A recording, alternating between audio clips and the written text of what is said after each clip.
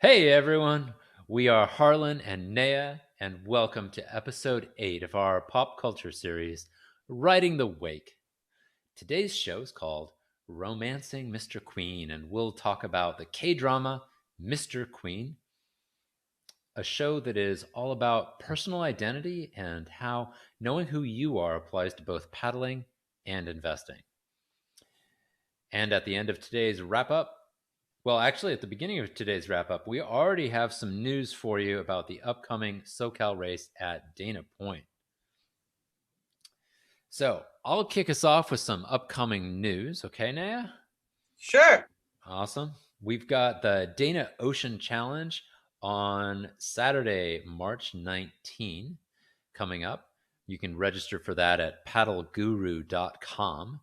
Online registration closes Friday, March 18th at 4 p.m.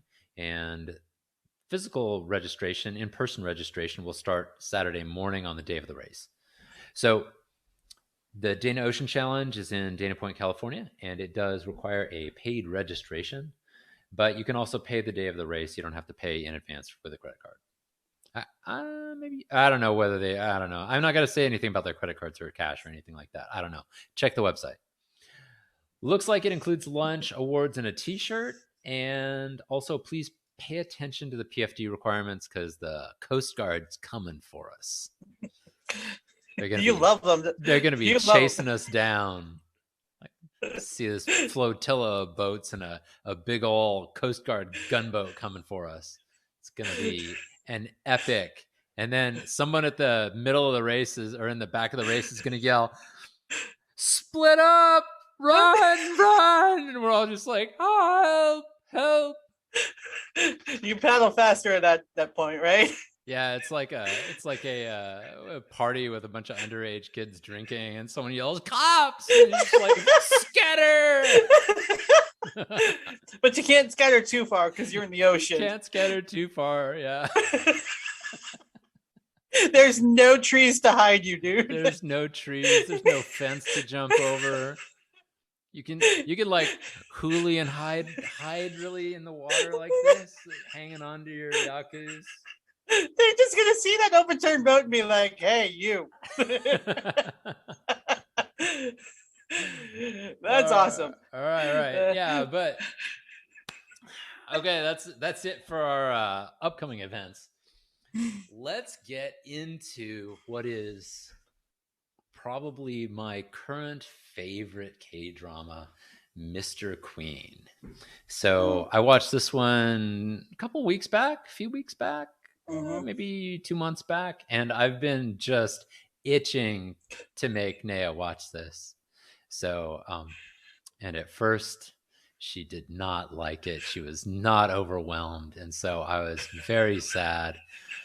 I did not know. And I still don't know entirely what her take on this is, but I'm going to let her do the show summary and then we'll get into our discussion. So tell us what the show is all about, Naya. Okay, so like you said, it starting off, it was not my favorite. The first episode I loved, and then it kind of went downhill from there because I like to go with speed. I like speed, and it wasn't just clicking like other of the K dramas that you've made me watch. So I was like, all right, well, this will probably be the one that I don't like, that Harlan, and I was okay with that. Yeah, they can't all be winners. Eventually, I'm going to get through them, and I'm going to be like, in fact, I have one that's completely brutal that I'm thinking like you should watch it so that we can just commiserate. And that's probably one I'll like too. Yeah, maybe.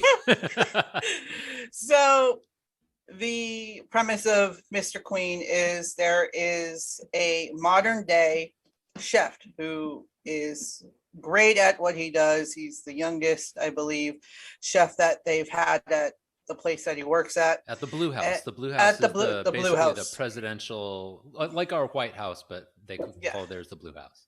Yeah. So he's like well recognized, well known, and there's something that happens when he is at one of the dinners that he is presenting, there is this thing where the political head does not like any bones in his food. And this guy makes sure there's no bones in his food. Unfortunately, he did not check for hooks in the food. And the guy ends up finding it in his food. Wait, wasn't the hook planted It after he had was, cooked it?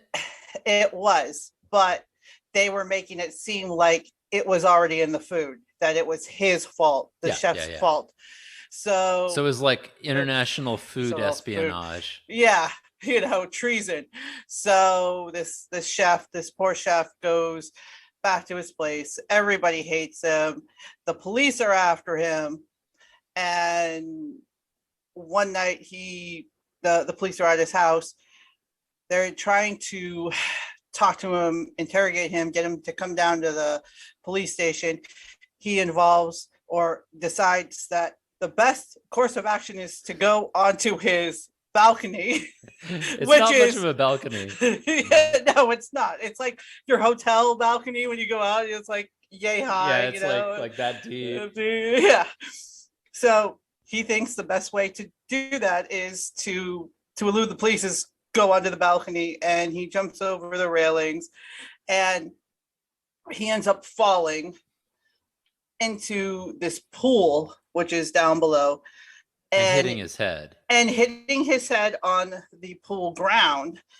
And when he's coming up to awaken, he sees a woman who kisses him, and then he wakes up in her body in, like, was it empirical?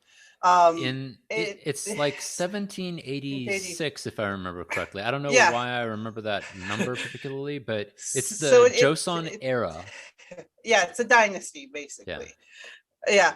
And so now his soul is entrapped in her body, and he's living his life or her life trying to help her, because during when she was alive, there was a lot of shit that went down, and she's now married to the king, and it's just this tug of war of how do I deal with this situation. And so it's a back in time thing. She helps the king. He goes back. Somehow he gets back into his body. Doesn't know how it ends, but the connection is that the guy, the political figure in the chef's time, is related to the guy who was trying to overthrow and dictate the kingdom in the queen's time. And it's just a fabulous story. I just loved the strongness that the male soul brought into the queen, and then she came into her own. There's unrequited love. It's just, it was awesome. The only bitch that I have about this,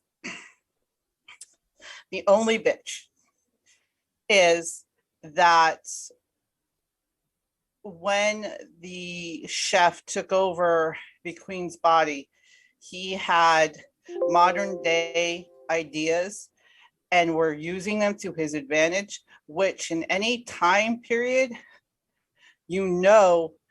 not to use the technology that you come with from your time period to advance another civilization, because you can throw off the time continuum, right?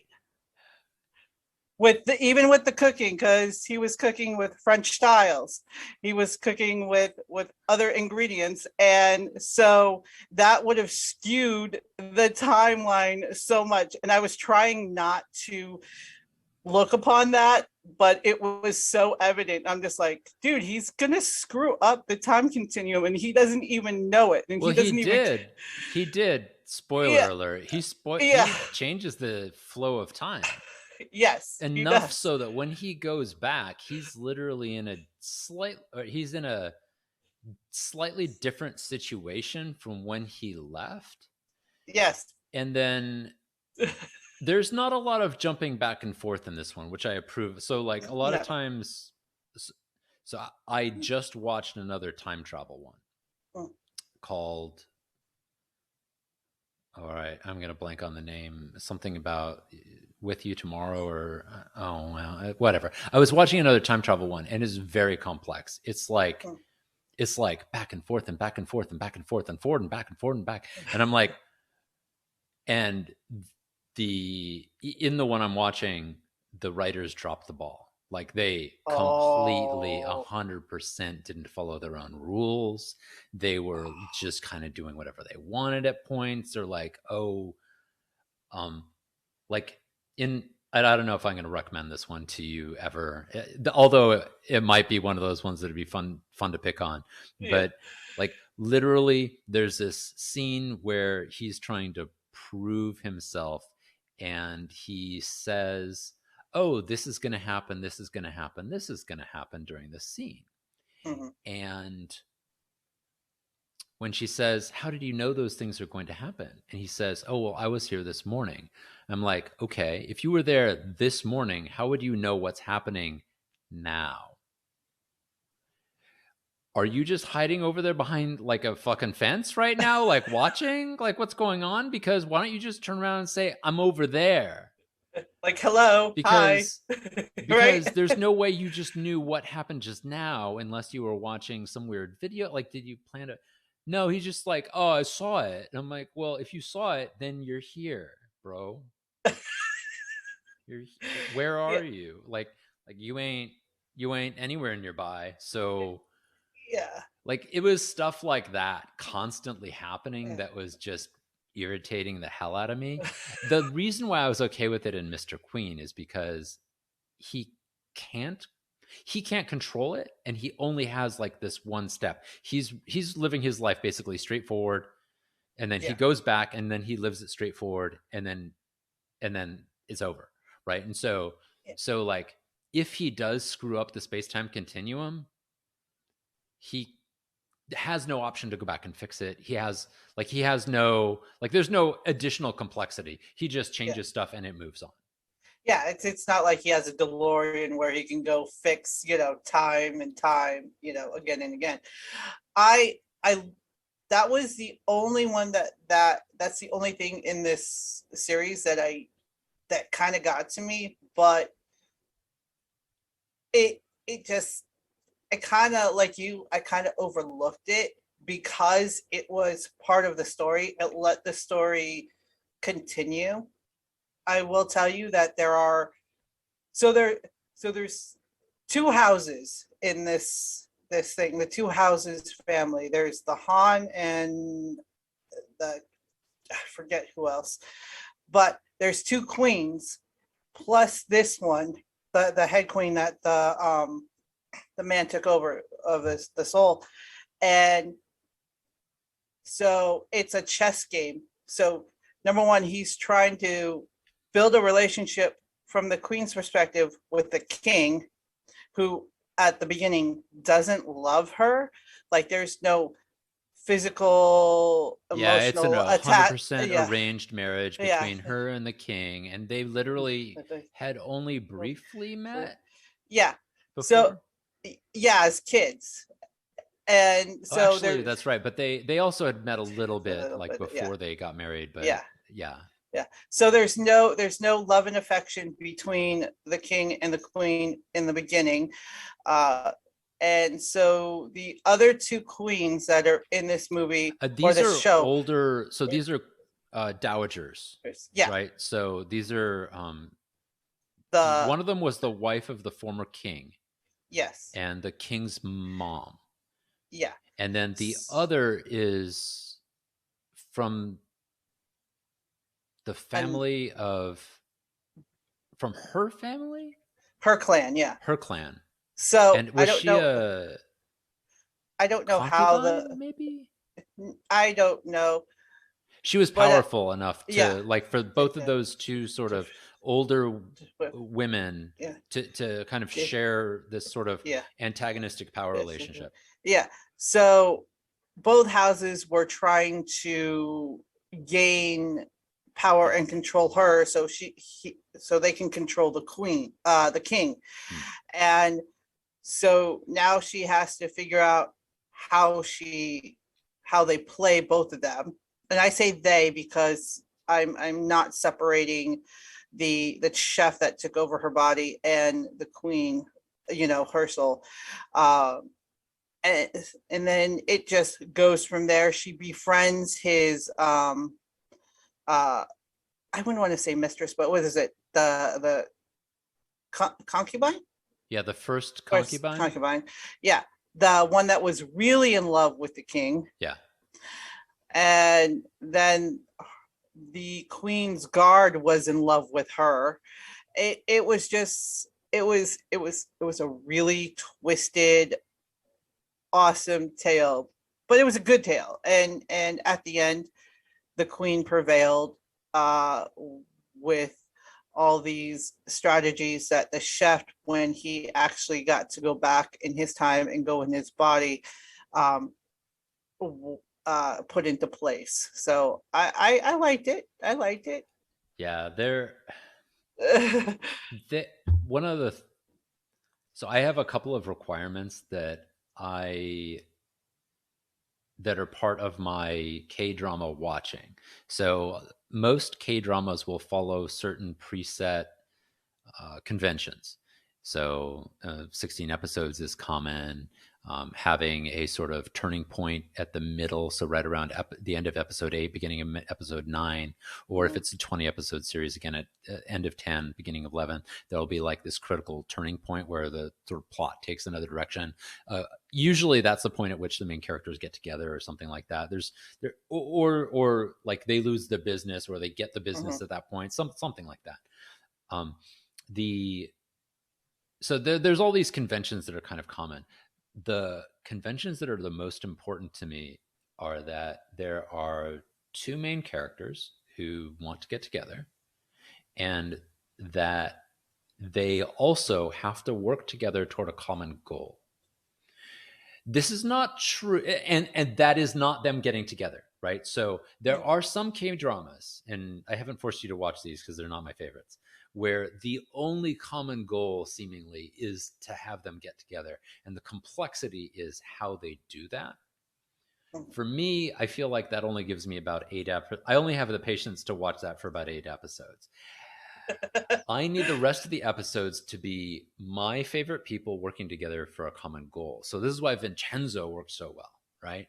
You've got the two main characters working together to kind of get revenge in Vincenzo. In this one, we've got this weird sort of situation, which is almost unique among the K dramas I've watched, where the two main characters have almost zero interest in romance for I would say the first half of it.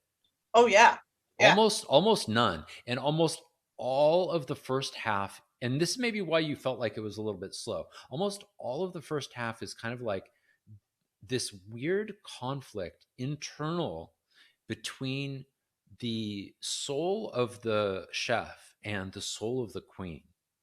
And the woman who is the actor for this, and I would botch her name anyway. I'm just not going to say it. But the main lead for Mr. Queen is a phenomenally good physical and emotional actor, and you can see the two people inside of her, um, both working together and working against each other at that time, and a unique experience, I'm going to say, among all the shows I've watched, because there is that interplay where it's basically like him trying to figure out what's going on and her trying to kind of reclaim some power within the body in various ways, yeah, and these sort of physical and emotional things that they are going through that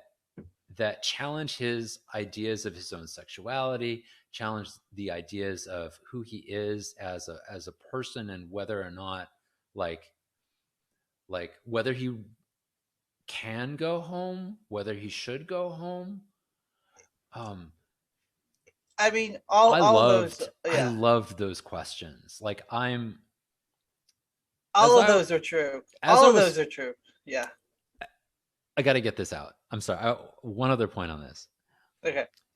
A lot of times I will watch a show about gays or lesbians or transgender folks or transvestites, like movies and books about these folks, and I will try to get a sense of who these characters are from them. This was a different experience for me than watching something like that because of the way it worked. First of all, it was comedic, right? So you've basically got a guy who's kind of a player. Let's just call him a player. He's a player. Suddenly getting the experience of being in a female body, right? And so as a viewer, I'm invited into that space of kind of inhabiting his mind and thoughts, right?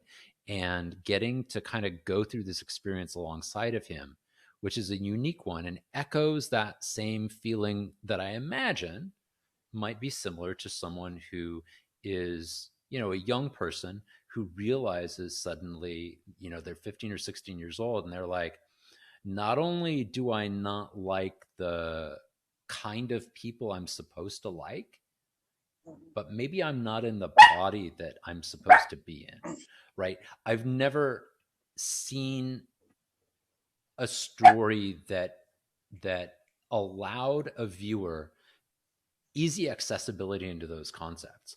I loved it because of that. It was like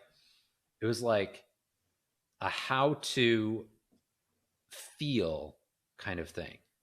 I don't know. It was really cool experiencing that, and it was really cool experiencing uh, just watching the whole comedy of it alongside of it. Because I mean, you got to have a sense of humor about it if something like that happens to you. Otherwise, you'll go, you just be too depressed. Yeah. I mean, and coming from the male perspective, it was probably a eye opener maybe for you to a little bit to kind of understand, how the female mind does work a little bit. Uh, I thought it was genius because from a female perspective, a lot of her mannerisms when she was thinking like a guy. I'm gonna let the guys in the little secret women here. Don't kill me. Are you going to lose your girl card if you tell us? I'll lose my girl card, but I'll probably gain my lady or woman card. How's All right. Yeah, that? yeah. Let's go. um, so there are many times when some of the things that she was doing, women have wanted to do. Like, I know I say fuck a lot. Most women that I know will be like, no, I can't say that. That's not ladylike. Who cares about being ladylike right now? Be a human being. Like when he got his when he experienced his first period and that cramp, oh, let me tell you, that was true. It hurts like hell. When the king was laying on the bed after they had consummated the relationship, and just to see, she woke up and she's like, "Oh, gotta go," and the king's just sitting there like, "Why do I feel used?" I'm like, "That's how we feel some of the time. Enjoy that feeling, Enjoy that feeling. Sit in it. Sit Sit in in that, it. enjoy it, revel in it, because that's what happens." But there are, I just love the fact that that actress, I don't know her name, but she is just phenomenal because she was able to take the essence and I'm going to say mannerisms of a man and put it in a female body and try to emulate that as a female trying to emulate a man. it was awesome to see. It's kind of like, watching the movie Switched with Ellen Barkin and Jimmy Smits. You know, Ellen had to do the same thing. You had to act like a man and be like, oh no, I'm a woman now. I have to figure out how women think while having a man's perception. Yeah. So and I'm glad that you got to take that experience from it and compare it to when you watch um, shows or read something about the LGBTQ uh, um, community, because Yeah. Yeah, it it's a does. different experience, right? Because you like one of my favorite. Oh, I'm. Why am I so bad at remembering the names of these shows? One of my favorite movies of all time, actually, and I'm gonna look it up. Oh my gosh. Um, It's because we're getting old, Harlan. We're getting old.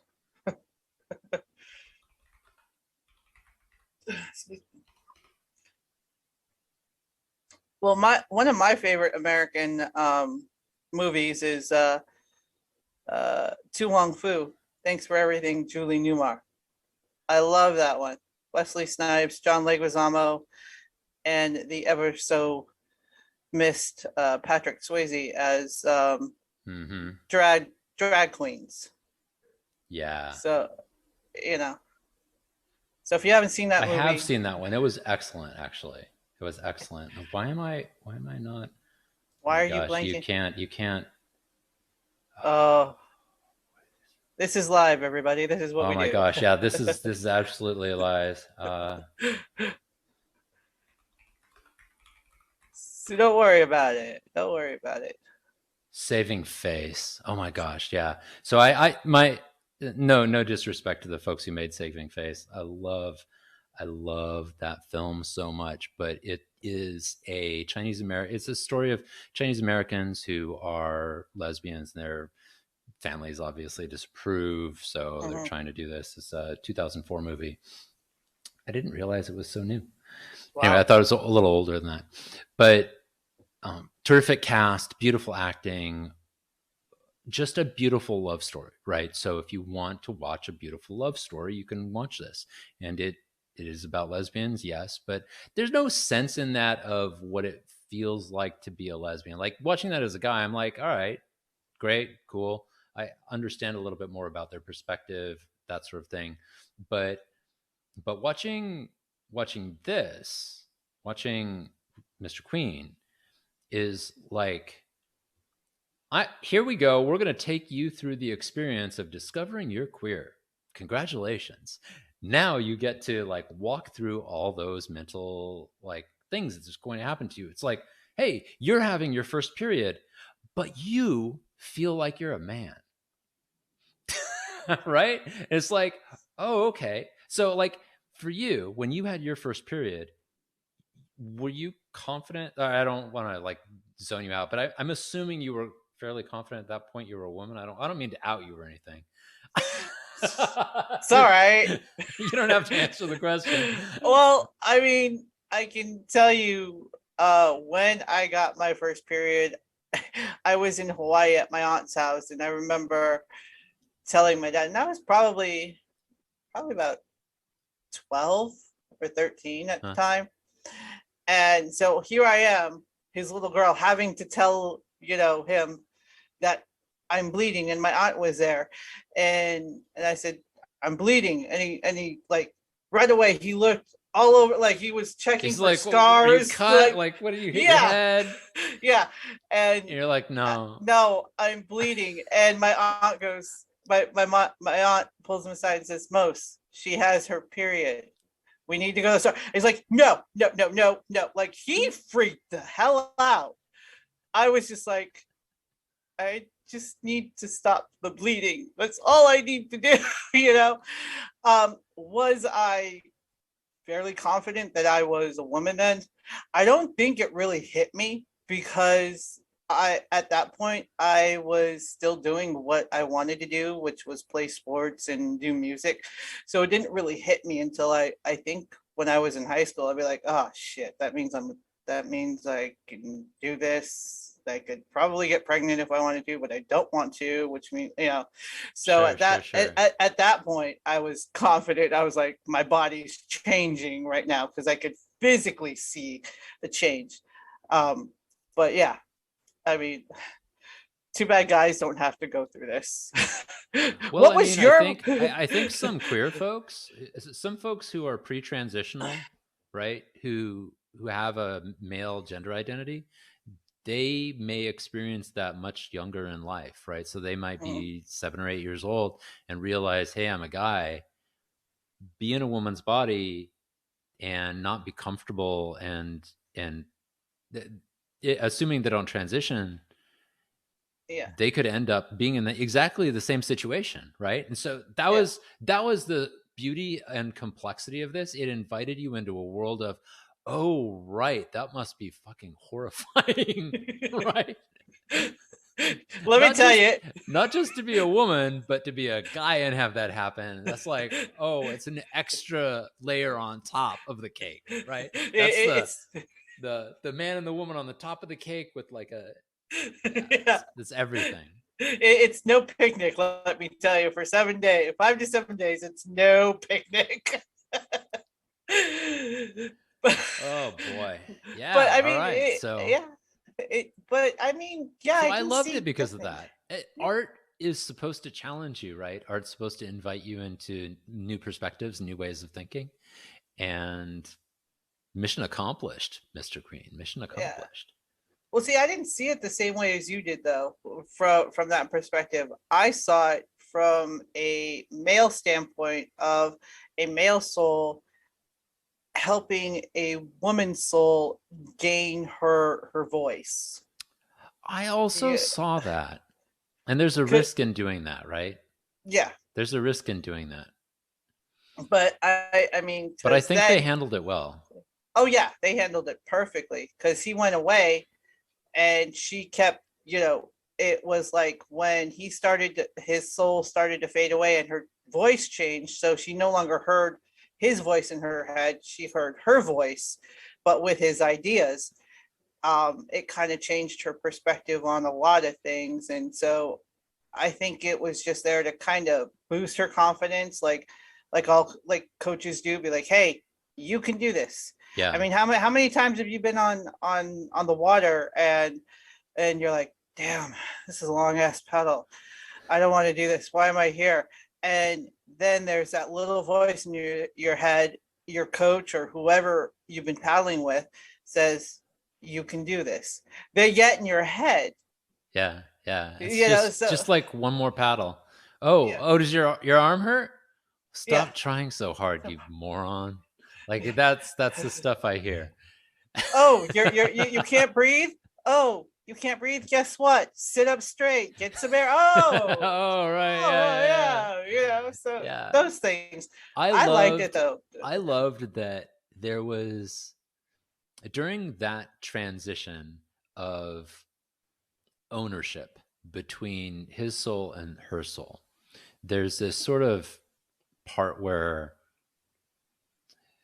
you're kind of, as an audience member, you're realizing that his soul is kind of taken the back seat, Mhm. or is completely gone, right?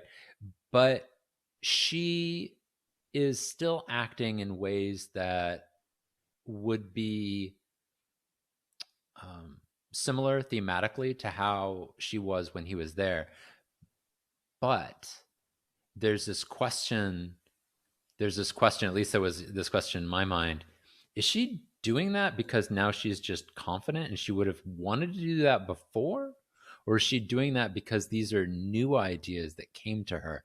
And I liked thinking that it was her self kind of just going, fuck it, I'm going to do what I want to do. I'm the queen, bitch. I'm Mhm. just going to, I'm going to be the queen now. And I this is, yeah. and I get to be me. And, I love the fact that that there's that kind of question is like, what is it to be her? Mhm. I don't know. I well, everybody goes. through that transition, whether you're a queen, whether you're in the LGBTQ community, whether you're in the straight community, people in general go through that, because when you're brought up in a certain household or a certain way, they expect you to act that certain way. Like, Yeah. I'm just gonna say it, if you're brought up in a religious household, and then one day you say to yourself, you know what, I really don't believe in those values that they're teaching me. I Mm. really don't believe in this. And you Yeah, stand I up for have that. yourself. You stand up for yourself. There's always going to be a pushback, but for it's always going to happen. But you have to be true to yourself, and I think that's what you were going for. Is she being her true self? And I think she was, because if you look, when she flashed back, when she was having those flashbacks at the water, and she grabbed the king before the day of the wedding and said, you have to love me. you know it was it wasn't a question. It was more, and it wasn't a request, it was a statement, like, I'm being vulnerable, I'm being true to you right now. I need you to love me, not as your queen, but as a person who is standing right in front of you. And and so when the guy, when the man's soul took a back seat, you could see she was coming into her own. And that happens all the time. It's happened with me. um do people like it? I don't know, and I don't care, you know and but I'm being true to myself, just like you're true to yourself. you know I think everybody I think everybody should everybody be. has to go through this to call themselves an adult. I think you need to throw off some shackles from your youth. I mean, everybody needs to take those steps, and they're more dramatic for some people than others, and they're more difficult for some people than others. Like, some people might be growing up in a cult kind of situation, or they Mhm. might be growing up in a family that is repressive for some reason, or they might be going to schools where the school is not accepting of whatever kind of person they are, right? And it Yeah. depends on every society is different. Every society has their weirdos and Yeah. their folks who are queer, their folks who are atheists, their folks who Yeah. are like just off the beaten path, Yeah. right? And if you've never had that experience, if you are the kind of person who's gone through your life following the rules, have you ever met anybody like that? I don't think so. I don't think I've ever met anyone who's gone through their entire lives and they've just been like, yeah, I'm good with this. Maybe it's where we live. Nobody in California. I mean, I've known some people. I mean, and I hate to say that, but like some of my friends back east, uh, still work the same job that they've been working since high school. Go out to the same bars that they go out when we were in, high school, Oh, restaurants and stuff like that.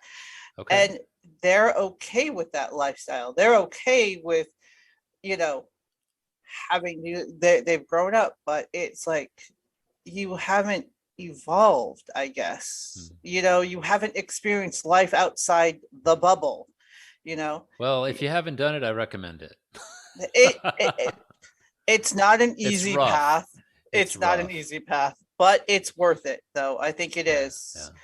And you're going to be happier with yourself, you yeah. know. I think because I work with young people doing an internship program, and we work with the young paddlers, and I've noticed that the young folks tend to be much more accepting of folks who go through this process these days. I think it's Mhm. just because our culture in general is better about telling these stories now. And there are stories like Mr. Queen out there where you can easily kind of see people through different lenses that this was not, when we were growing up, that was not the way media was. Like, you didn't see a lot of variety. Like the Cosby Show was the black family on television that was acceptable, right? Yeah. You were a criminal if you watched Sanford and Son, right? Yeah. Like you didn't have a variety of choices, and a lot of culture was hidden, at least in the at least in the United States media where I was growing up. I mean, well, if you can even go back further to the Brady Bunch, two divorcees getting married. Oh my God! Yeah, that was Yeah, arguably cutting edge. and then I forget what TV show it was, but there was a TV show that the two main characters put their beds together. Oh my! Oh, You know, that was wait, you, what show was that? Yeah, no, I remember what you're talking about because there was a rule if you were married, and that was was it? Lucille Ball's show. The Yeah, Desi I Love Arnaz, Lucy. something. Yeah, Yeah, I Love Lucy. Right. Lucy. Their thing Yeah. was they slept in separate beds, so they would go to sleep in a room together, husband and wife, mind you, in both in the weren't they also? Wait, are you talking? I can't hear you. Yeah, no, I'm disagreeing with you. You're agreeing. Okay, so like they were married for realsies and they were married on the show. Like there was no reason why they couldn't be in bed together from like standard societal constructs, but because of the way television worked, they had to be in separate beds. Yeah. So look how far we've come, Look how Harlan. far we've come. Look how far we've come. And by the way, Mr. Queen, the show, so sweet at parts. Like I Oh, really like it's definitely a it's not a thriller exactly. It's not really action, but it's definitely like a series. It's sort of like a dramedy, I guess. But there's some action. There's definitely some oh, like there's some action, all there's right. some thrills to be had. Like there's a lot of entertainment value, but such a sweet show too. Like I love these characters so much. And like even the folks who work in the kitchen that she ends up like going and hanging out in a lot. I love all those people there and the head chef there. Oh Oh my my God, god. he's freaking crack So up. I love him. funny. I mean, I did. There was not one character that I hated.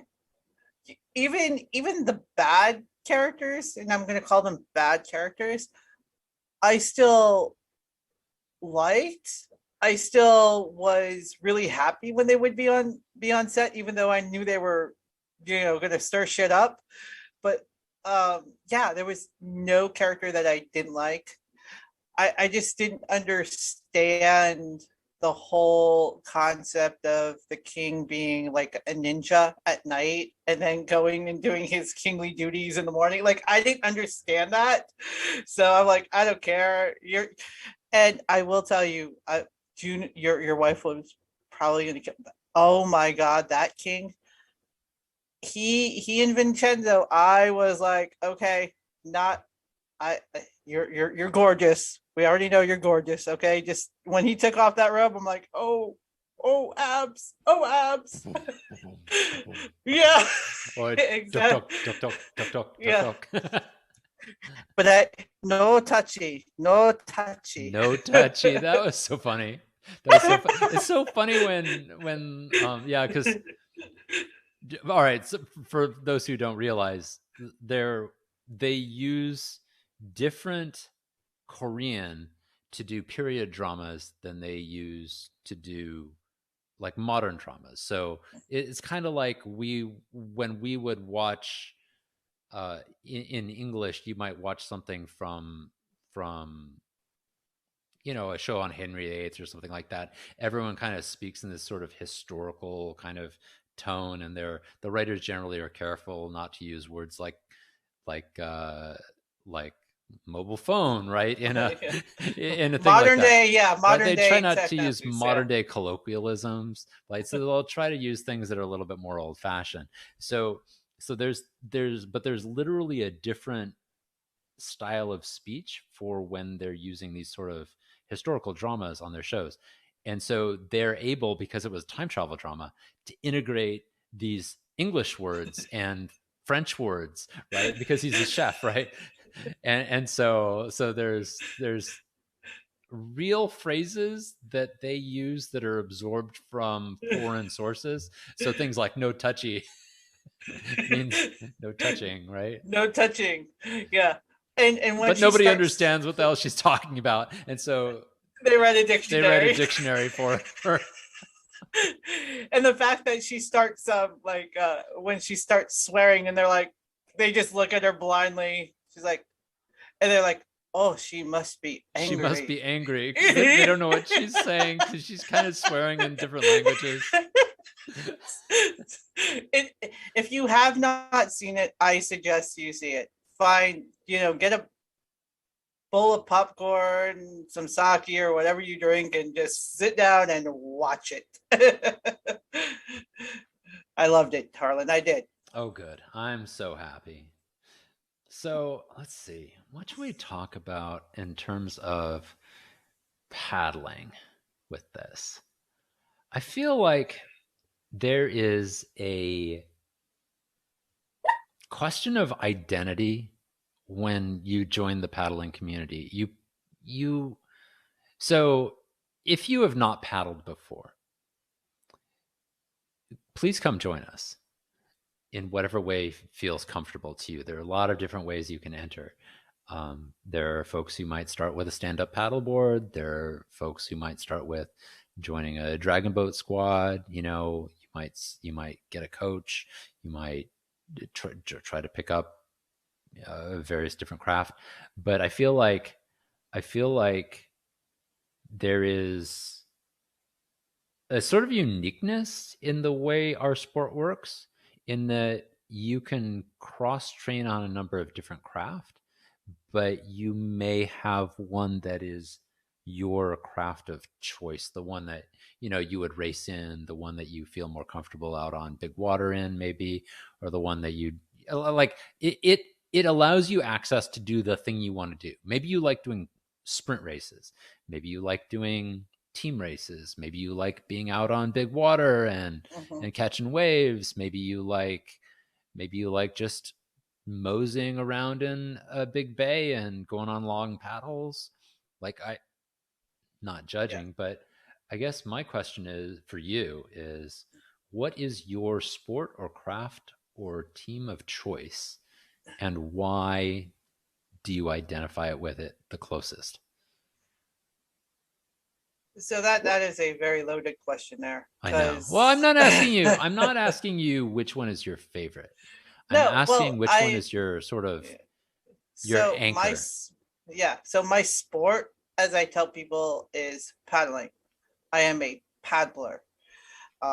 Regardless of what craft I'm in. I am what watercraft I'm in. I'm a paddler. Um, Well, let's talk about the and difference between paddling and rowing really quick, oh yeah, so just to paddling, explain the differentiation she's making yeah, here. yes. So when I say I paddle, and people say, "Oh, so you row?" No, I paddle. Paddling, you go forward. You're always moving your body forward. Rowing, you go backwards. And I say, have you ever been on a rowing machine when you go forward? They're like, no. Then you're rowing. Rowing goes backwards. Even though you're using the same muscles, you're going backwards. So when we say paddle, we mean any craft, watercraft, and any paddle that helps us propel us forward, not backwards. In the direction your nose is facing, Not this nose, the the nose of the paddler's nose. That's right. yes. So you identify as a paddler, and you're agnostic as to the craft. Well, I I mean, know you have crafts that you prefer. So she's kind of being disingenuous here. Maybe, like, I are will you go worried your on boat's going to unstop. be angry at you if you don't say it's your favorite? Like, what do you? What are you trying I to mean, hide, Naya? What are you trying to hide? I will tell you. I mean, I will get on any watercraft. I will. I does it have to be my favorite? No. Like when we were doing sup for a couple, a week and a half, did I like going on a sup? No. Do I know that the benefits of the sup are going to help me? Yes. Just like, do I like going on a surf ski? No. Is it fun? Yes. It are the benefits going to help me? Yes. So when I say I will get on any watercraft, I will. I can completely suck at it, but I will go on. My craft of choice, though, is my OC1 or an OC6 or a dragon boat. I Okay. love those things because the OC1, I only have to rely on myself. I can go as fast or as slow as I want. The OC6, I love it because we go out in the ocean and I have a team of people that I can rely on. It and they go for miles. They do those long paddles, which is awesome. Gets my cardio going. It's awesome. I need that. Um, and then the dragon boat with the sprints, it still gets my cardio going, and I know that I can go fast. So I mean, as far as a personal watercraft, it's OC6. But as teams, I don't care what boat I'm in. I just want to paddle. Okay. What about you? What That's about you, fair. Harlan? That's fair. So for me,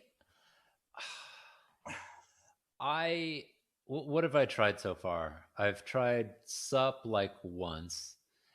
I am not a huge fan, as you can probably tell.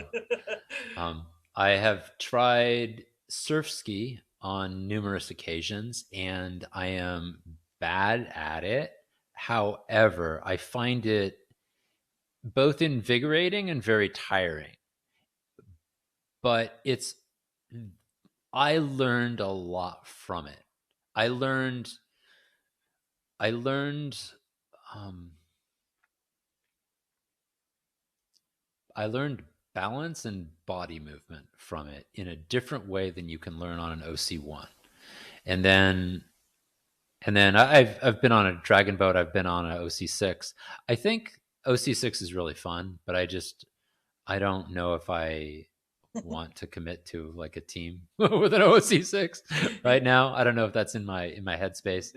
I love being on a dragon boat, and I love that feeling of working with a team, but it's also frustrating, right? So working with a team, like I was frustrated at last training, and I don't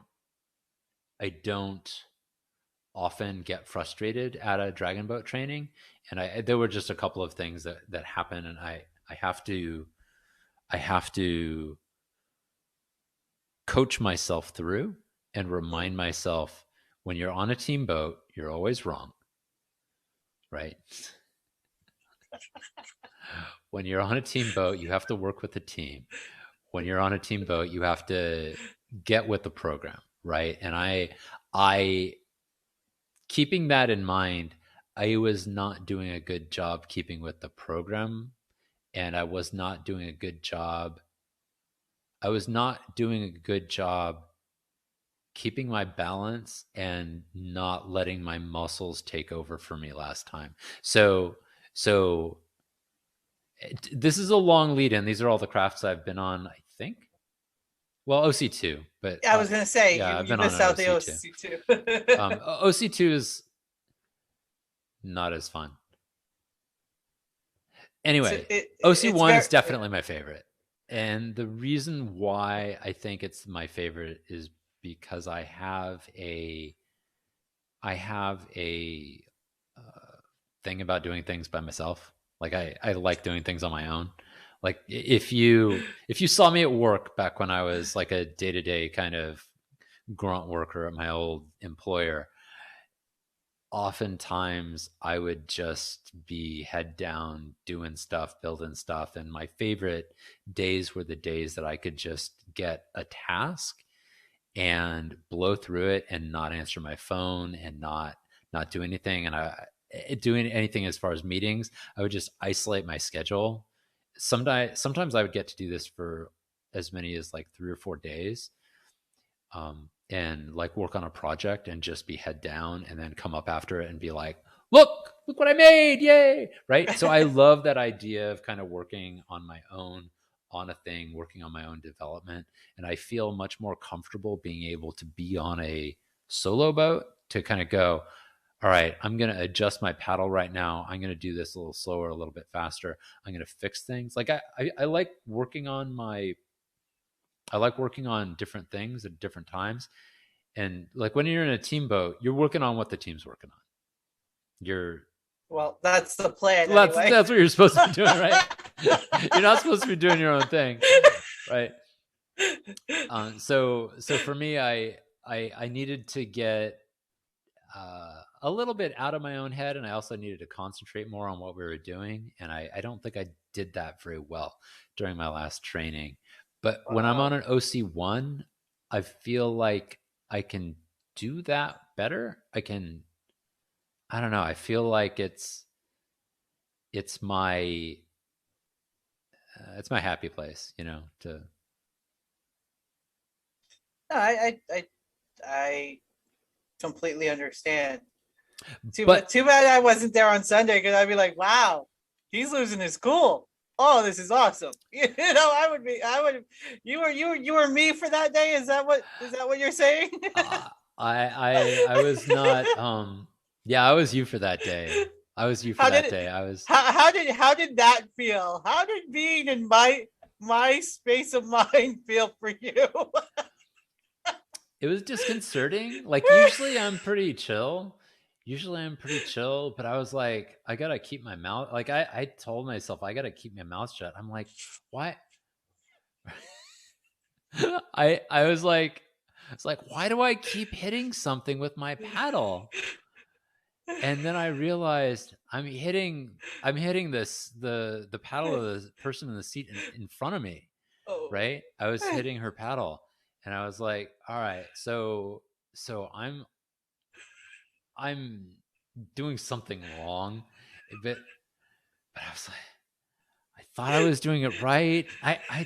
I don't know. And I was trying to reach out, and like when you're on a randomly assigned boat, like, all Yeah. right, so part of it was a randomly assigned boat. It's like not Which entirely my yeah. fault, but you have to work with it, right? Because when you're on a randomly assigned boat, like I'm very big, I'm tall, and the person who was in front of me was short and had short arms, right? So for me to reach out, like I'm in her seat, right? Literally. I'm literally reaching out right next to her seat, and because her arms are shorter, if my paddle is not coming down right when her paddle is coming down, I could strike her paddle in the water, which I did on numerous occasions. And then I thought that there was something on the water, and then I was like, oh, I'm just hitting you. And then I'm like, Well, oh, I've got a lot to welcome. learn, is what I'm saying. I've got a lot to learn, and I've got a lot to like chill out about that Sunday training. I Welcome to my world. don't know. You just got a little taste of what I usually go through during every practice. It will never fail. Is going to be that one moment in practice where that happens, and everybody who knows me and who's in the boat, they look at me and they just see me either with my head down or just a face of, is this really fucking happening right now? like how in the, or maybe you haven't seen these K dramas yet because you're not as deep into it as I am. But some of the modern ones, the they will use motion tracking, and Yeah. um they will put like pink on the actor's cheeks to indicate that they are embarrassed or enraged or whatever, Yeah. and so or drunk, right? And so they'll Yeah. they'll basically be like, oh, we're not going to use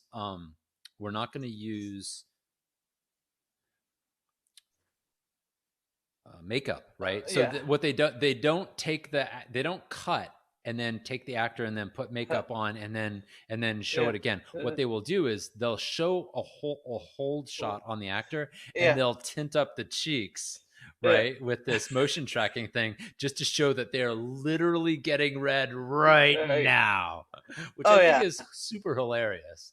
I mean, But anybody like, who's yeah, anybody who it's sat next to me or watched me from afar in another boat, they're just like, oh, you have certain physical cues that we know that you're pissed off, because usually we can see your mouth moving first of all, and you're not saying anything. You're just,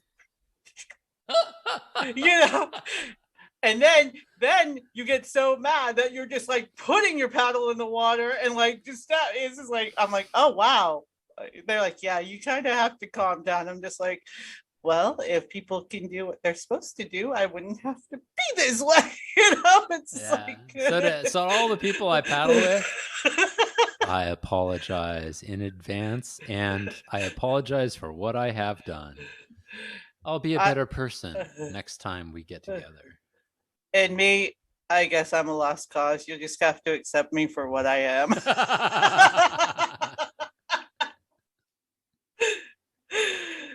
So, what about cross training? Do you believe in cross training? Now, I'm not saying about like, being on other watercrafts. Do you believe in like going to the gym and how it benefits you? I don't know if you go to the gym. I know I do. I do not actually. So I do a little bit of like resistance training at home, but that's basically the end of it. I don't, but again, I'm not in paddling to be competitive or a racer or something at this point Yeah. in my life. That's not what I want to do. Of course, it's helpful. I think everybody respects logically the usefulness of cross training to a Mhm. certain point.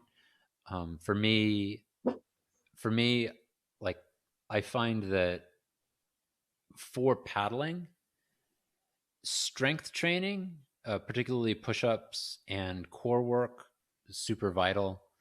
And then balance training. So I do actually sit on a balance ball on a regular Mhm. basis, and that was something that I learned was basically a required cross training for me to be able to manage the surf ski properly. And then I was like, oh wow, if I should have been doing Uh, this for the surf ski, I should have also been doing this for my OC, because an OC is just a very thin surf ski with an ama. mm, I Hmm. see. So I do Yeah, believe in it. I I just, actually benefit yeah. for three. You benefit So what? you do believe in it. So that's good. I do believe I in was it. gonna say, But I don't do a yeah, lot of it. I guess it's the question of where do I want to go, right? And I'm not. I don't know. You feel me? you're not there. Yeah, I I'm not understand there. because I feel you. I mean, I do weight training. I do cross training with other um, crafts, and I gotta say, it benefits me for what I need to do, what I want to do, what the goals that I want to accomplish. I know that some paddlers, just as yourself, don't do a lot of weight training, but a resistance training, which is to me that almost the same thing. It's almost the same thing. It's almost the same thing. Like I'll do push-ups, but I don't like make a 15-minute plan and like do a bunch of squats and push-ups and whatever's. Yeah. So cool. Awesome. I would ask you that question, but you basically kind of answered it. I mean, you do a lot of cross training, you do a lot of weight training, right? Oh, Do you I'm yeah. are there other things that you do besides the weight training?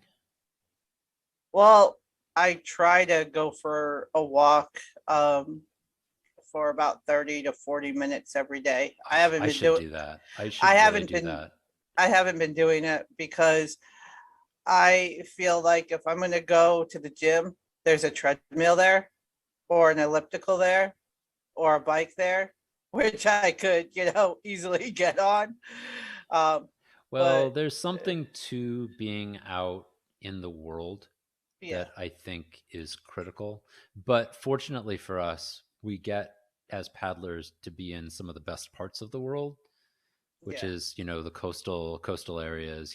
Get to experience that. So like this, we get the psychological knock-on effects of being out in nature yeah, and being on the water. And so like I don't feel when before I paddled, I used to take more walks, a lot more walks, because I was like, I got to get out of the house, I got to go do something. yeah. Not so much anymore, just because I get more nature time. Yeah, because you're gonna know like either tomorrow or like in a few hours you're gonna be out on the water. So it doesn't really matter, right? Yeah. So can you take us through your what is your hook in this investing for this portion of the show here? Yeah, so I have a investing identity, and I don't know if you are you I don't actually, I've never asked you this question. Are you a big investor yourself? I know you have some investments, but are you a big I investor? I have most of my investments or yeah, most of my investments are with Morgan Stanley. But They they that's just a broker. I mean to yeah, say, do yeah. you invest in individual stocks? Do you have an investing philosophy? Oh, well, Are you a obviously I'm an investor. index trader or a Uh, index investor? So I have investment and I have I would say capital, if I can use that word, or money Hmm. in Zone In. That was the only uh investment that I've made thus far in my career Okay. as an investor, as a solo investor. Okay. Um So that's fair. so yeah. That's fair. I, So for me, I've been investing in individual stocks since 2003, I want to say. I think I bought something very briefly when I was in college, and then I was like, oh, I need that money. And I had to bring it right out. But by the time I got my first job, no, it must have been 2001. By the time I got my first job, I started investing in the funds that were available to me from my former employer. So it was basically like some mutual funds. I don't even remember what they were at the time. I didn't understand the difference between a mutual funds and index funds that were sort of actively managed or passively managed. And then I kind of came across the Motley Fool and a lot of the discussions boards out there, and I learned a lot more about different investing philosophies, starting in 2003, I would say. And then, like today, my investing philosophy is very much what I would call, or what people call, long term buy and hold. So I am a I'm the kind of investor who looks for companies that are good or great companies that I am interested in following for the long term, and I will buy them with the intention of holding for a very long period of time. And by very long, I mean more than 5 years, probably. Like my intention for most of the things I buy is that I'm going to hold them and pass them along to my kids after they pay taxes, right? I'm hoping that my investments will give me financial freedom throughout the rest of my life. mhm. So so uh,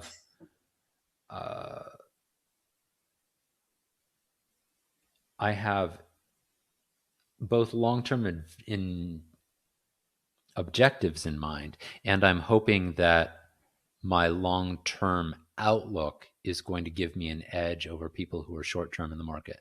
So I know there are a lot of other investing philosophies out there. There are people who are short term traders, people who I would say like their intention of when they buy a company is to hold it for a year or less, and they're kind of like, oh, okay, I'm gonna pay particular attention to these particular stocks. I'm gonna see if they're going up. If they go up, I sell them. If they go down, I'll wait, hopefully they'll go up later on. Maybe I'll do some options trading to make it possible for me to make money off those things in the short term. I have dabbled in options, Mm. so I kind of understand things like covered calls, shorts, but like I don't understand puts. I've never been able to understand what puts are. Um, I was like, I kind of get it. Like I would ask friends who like were more into the whole like options thing, like to describe it to me, and I just, it never really stuck for me. So these are like short term, high risk, high reward kind of trades Mm. that are contracts. You're not really buying the stock. You're buying a contract to do something with the stock. So like you're buying a contract to buy or buying a contract to hold or to sell, and then eventually you sell that contract off, and it like at some points you can have like done all these options trades and never actually owned the stock of the company you were talking about, which I just feel like is really weird. I know it's strange. Like if you're not familiar Yeah. with options, options are basically contracts to buy or contracts to sell. And so you buy and sell these contracts, which are agreements to do a thing in the future. That Once, just, yeah. yeah, yeah. And so it's like, okay, we allow these things as a society. I get it, but that doesn't mean I have to I don't have to join. I don't have to play that game. And so I feel like for me, investing is more about becoming really knowledgeable about companies that I feel like can change the world, can make the world a better place, or that people really love. And so my target is to kind of buy and hold these companies for the long term and let the growth of their market dominance or let them kind of come into their own. That's all.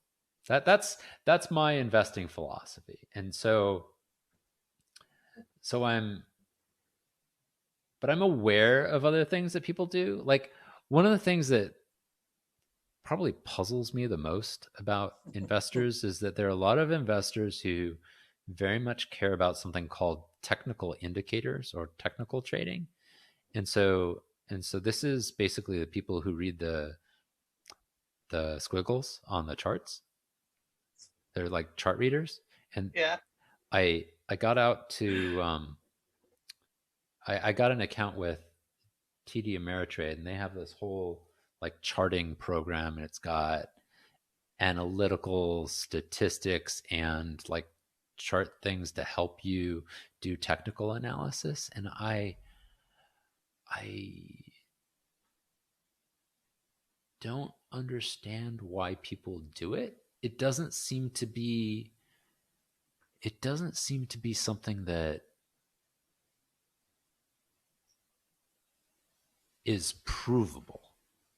Like, all right, here's my take on this. Here's my take on this. It's kind of like knowing the future, Hmm. right? So let's say you're a time traveler. Let's say you're a time traveler and you're in one of these K dramas, right? And you go back and you know for a fact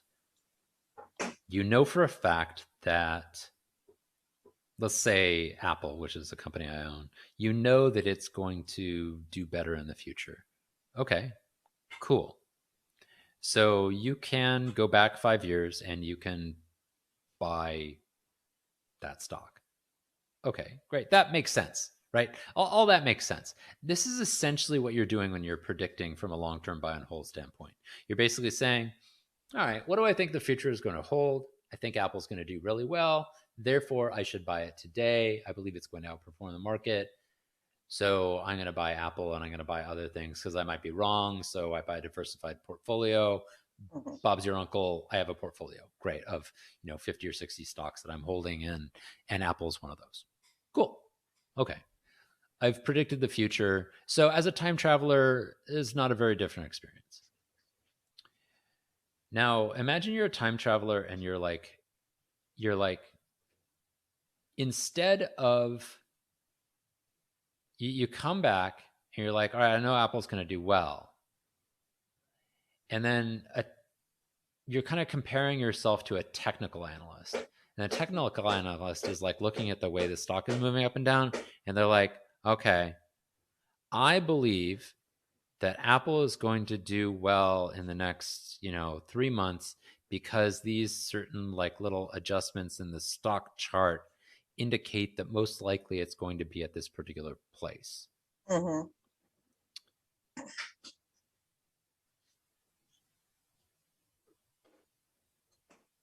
What befuddles me is this. And I get that I haven't like brought all this together yet, but this is what befuddles me. As a technical trader, if it was possible to look at a chart and know where Apple's going to end in 3 months, 6 months, a year, why wouldn't everybody do that? Essentially, you're saying, because I've seen the past, I know what the future will hold. Because I've got this past indication, if I can prove statistically that those are going to hold true, let's say 70% of the time, right? Let's say you're pretty darn accurate. 70% is really accurate, right, for investing. Let's say within a 70% amount of certainty, I can say where the stock price is going to fall in 6 months. Shouldn't everybody be doing that? I mean, essentially, yes. I mean, if if you your can theory, prove that, then yeah, yeah, right? if your theory proves true, but it's coming from a outsider's point of view here. Mm-hmm. You see the flaw already? I mean, well, I'm gonna base this off of the current situation of the world. Okay, let's do that. They can't predict when something like we had last night that's going on. Putin, he decided that he was going to, declare war in Ukraine. And he, I think, blew off some missiles last night. I believe troops have. So the reports I've seen in the Times for today are there's some reports of troops entering at various locations. There's reports. Actually, I saw a video of troop transports going through border crossing. Okay. I also read that there were Belarusian troops also entering alongside the Russian troops. Yeah. And I also saw videos, which it's hard with videos, right? Like it's some trucks going through a border. I'm kind of taking them at their word. I saw rockets and I saw a report of commandos going and killing people somewhere. So who knows? So this was like late last night that we got this report. It was like at maybe 10:30, maybe. The situation is developing, and most of the things we know today are going to turn out to be wrong tomorrow. So just FYI, everybody. Yeah. So in that respect, I think that they don't take in consideration what the overall market is going to do, the international market is going to do with that, because every time a situation arises, the stock market, for some whatever reason, plummets because everybody gets scared. So the analysts who look at that little chart don't take that in consideration. All they can say is, well, past predictions have said that this company will do well. Okay, well, yeah, 3 months, it might do well. You're saying in 6 months, you don't know what's going to happen in 6 months. That's my flaw. You don't know what world situation is going to come up in 6 months that's going to disprove your theory. Yes. So, and it's not just giant events like an invasion of a country in Europe, right? Yeah. It's not just that. It can also be smaller things like, for example, I think something happened recently. I think it was the Marriott CEO ended up dying, Oh yeah, yeah. and that was sad. I mean, it's never great when someone dies, but they're your CEO, and I don't think he had any plans to leave anytime soon. So it's kind of like, oh, our CEO is just dead today. It's not great, right? Somebody did not get that memo. I mean, I think Warren Buffett says you should invest. What one of his favorite types of businesses to invest in is a business that runs itself well, even if the CEO was a ham sandwich. Obviously, you'd like your CEO to be earning some of that money that they're making, but And be alive. and be alive. I don't mean to make light of this for the Marriott folks, No, no, we don't. but We don't. But it's one of those situations where it's a sad thing when it happens, but that's life, right? yeah. Companies will have hiccups, and so for me, this is why a combination of diversification and choosing companies that I believe are going to be the future, a great future for humanity, right?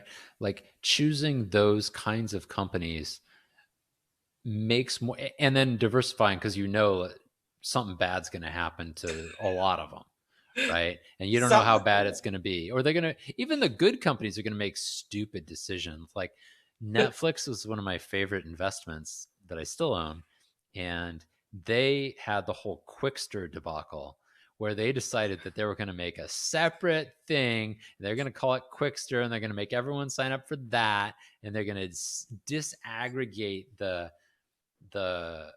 at the time the disc rentals from the online portion, and they're going to call it Quickster, and the market destroyed them the day that they announced that.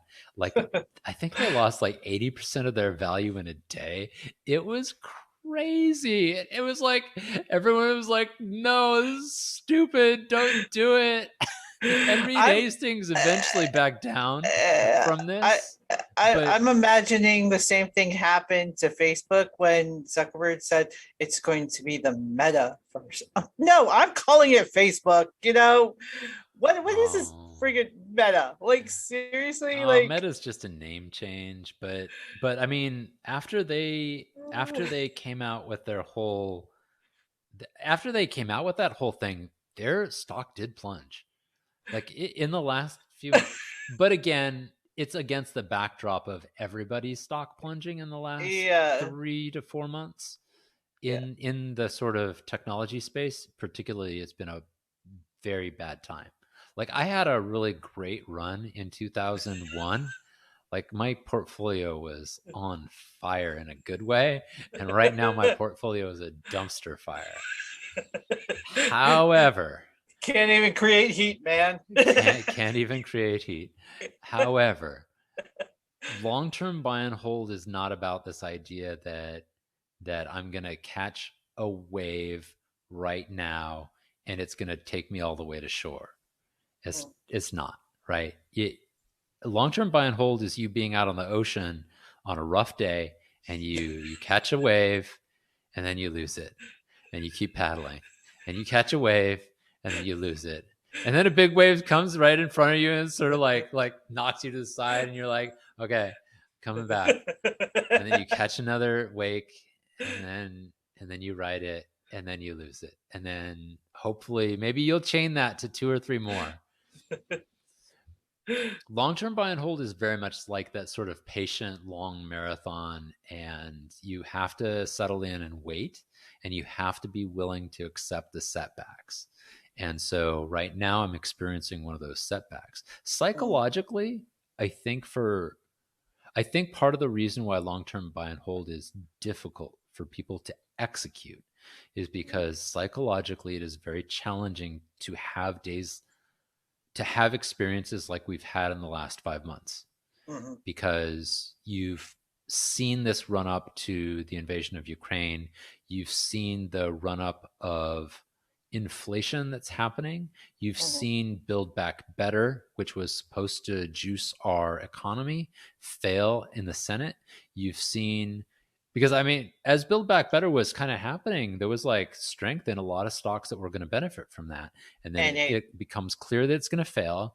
And then those stocks start plummeting. And it needs those little paddles to, like, you know, yeah, start it but back up. the reason why we invest in these companies isn't because you believe that they're going to do well this year.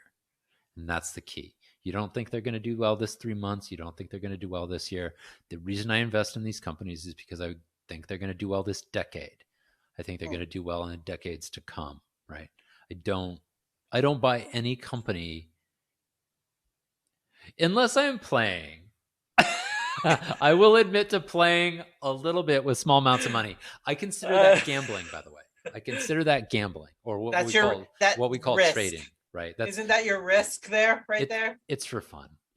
It's very much like going to. So there's a huge difference between investing and gambling.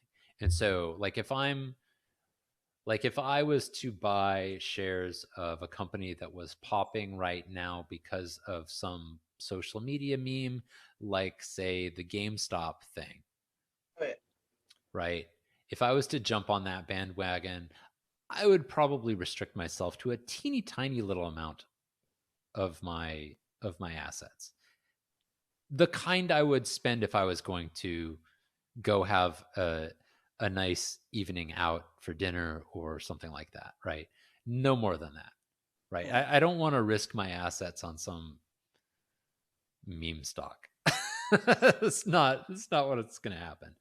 But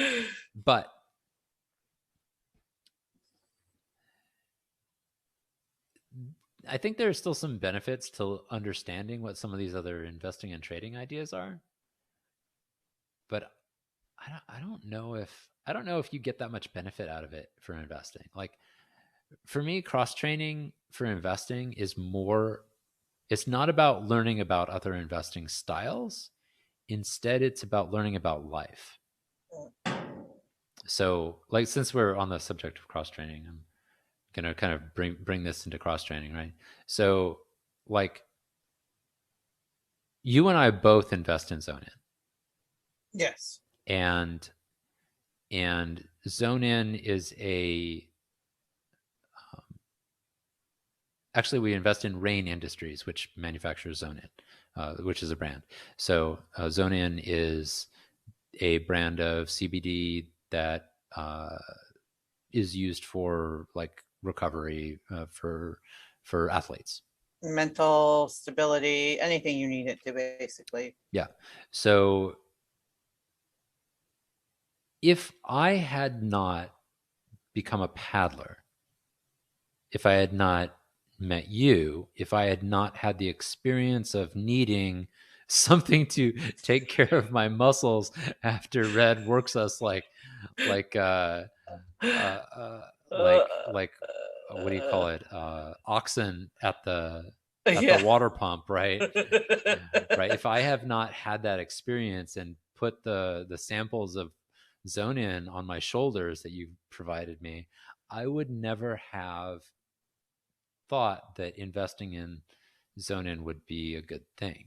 And so for me in investing, cross training is things like going to Comic Con, going to D23, which is Disney's convention that's similar to Comic Con, a little lighter.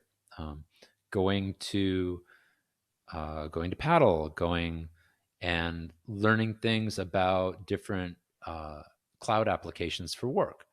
All this cross training helps me learn about companies and what they mean in the business world, what they mean to people who are in sports, what they mean to people who are, you know, looking for medical care, like whatever it happens to be that I'm experiencing in life. I try to bring that experience with me back to investing.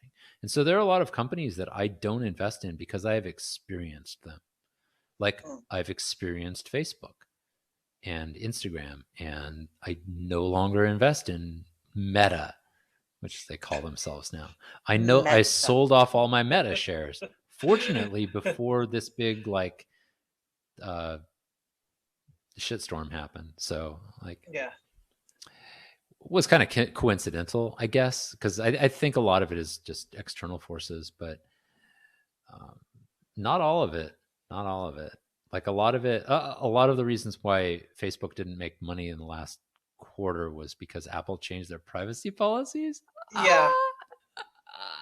I love Oh my that. God. I love and I I love and hate it. invest in Apple. And what do you hate about it? Oh my God. Every time I go onto my Does damn, Facebook ask you all the time? Can you change your privacy? Can you change your privacy? Do they do that? oh, even my app, like my iPad and my iPhone. I'm like, dude, I don't care about this stuff. I just want to go see my Facebook. Can I do that, please? It's a pain in the ass. Thank you. Do you still have a good experience on Facebook? Do you like it? I it's one of those things where I feel like if I don't look at it, in a certain time period, then I feel like I'm lost. Like I Well, hate they the fact got you, that don't they? I hate the fact like I spend more time on Instagram than I would say I do on Facebook. Just because Instagram, I can just scroll up real quickly and be like, okay, yep, I feel like I'm catching everything good. Facebook, it's just like, oh, here's a long ass story about my day and what I did. So when I'm on Facebook, when I post of our podcast, or even what I did yesterday, like I put up a video of me cracking a coconut open with a rock. That Which was is just awesome. Did you put that up on our channel? no, not yet, but I will. I wish you would. I wish you would if you want to share. But it was just hey, here's I'm talking about Samoa to some kids on the anniversary of my father's death, and I just wanted to share, and it was I try to keep it short and sweet, but yeah, man, it I'm just like, I could live without Facebook, I could live without Instagram, but the fact that I just use it to keep in touch and keep tabs on people. That's cool because nobody picks up their phone anymore. Nobody picks up their phone. Nobody.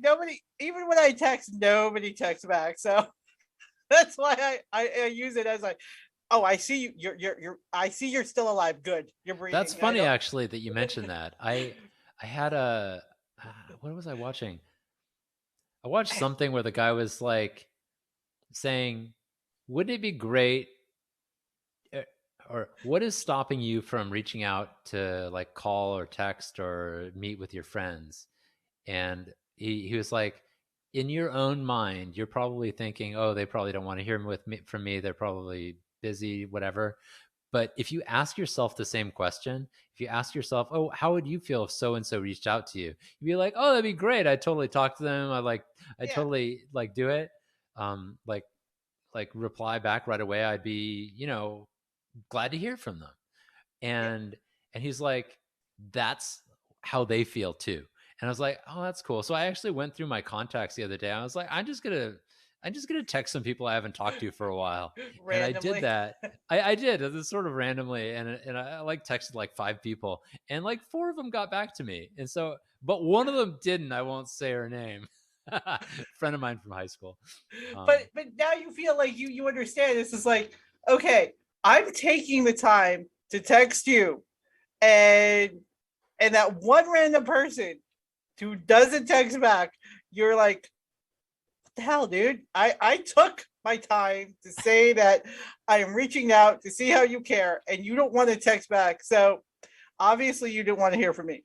So that's like, it's okay. so It's like okay. that. Hey, 4 out of 5 isn't bad. And it was nice to hear from people again, Yeah, it is. It was nice to But hear from but people the again. key is they have to text back. They do So have to text back. Yeah, I if can't. we text you, just know that we are doing it in a good gesture. You should text back.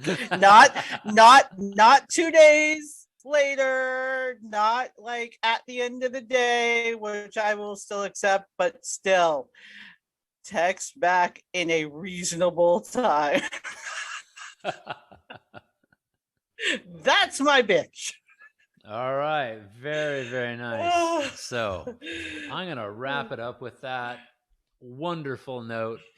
And I highly, highly recommend that you reach out to some random friend today and give him a call, send him a text, write him a letter, homing pigeons, whatever you like. The lost art of writing. Absolutely. The lost art of writing. You can actually scribble something with your physical hands, your meat hands, if you want. Yes, and you go to this thing called the post office and put a thing called a stamp on, and it goes somewhere. You don't even have to do that. You could use like online systems to do it, I think. I don't know. Is there a system that'll just mail it for you? Like stamps.com, they'll give you a stamp, but there's not a system that will wouldn't that be funny? There's an app for that. We'll write the mail for you and post well, it. there's also email that snail mail. This is my we've lost all control now. It's off the rails. All right, let me wrap it up. So that was today's show, everybody. Thank you for watching. Do like and subscribe. And in the comments, tell us about your favorite way to cross-train. You can email us at writingthewake2@gmail.com or follow us on both Instagram or Facebook at writingthewake, one word. Tune in next week for episode 9, where we'll discuss the Kdrama weightlifting fairy Kim Bokju